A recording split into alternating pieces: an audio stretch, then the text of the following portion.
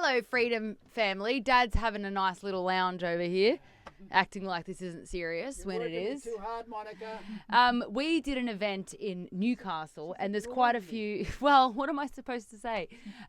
We had quite a few. We've had quite a few events in Newcastle, and they've been massive. And the one we did at the Croatian Club was huge, about 100 people at least.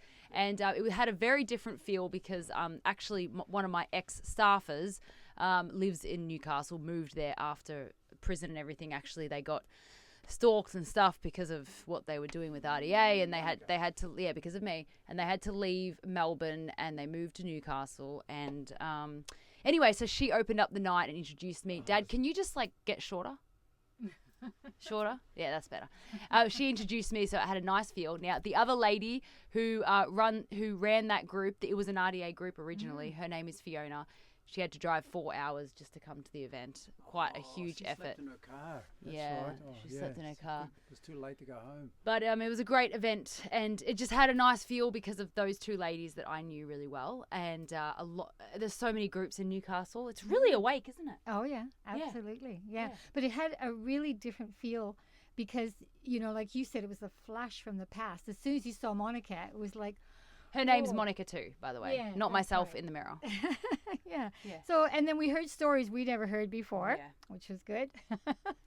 It was weird being introduced by someone who had a perspective from a different angle of what we went through together. Yes. And me and the staff went through a lot together.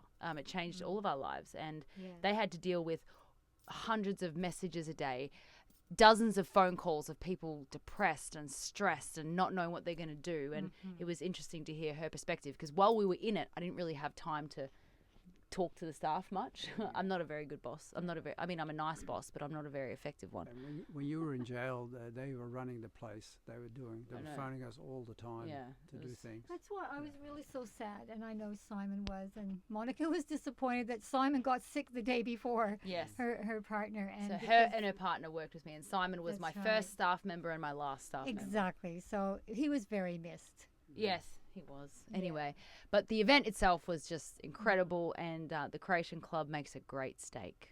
I got to tell you. Well, you had a burger, and I had to force feed you because you weren't hungry. It was finger-licking good. I'm not hungry. Oh, burger. Yeah, you were forced it on me, honey. Oh, you hated it, didn't you?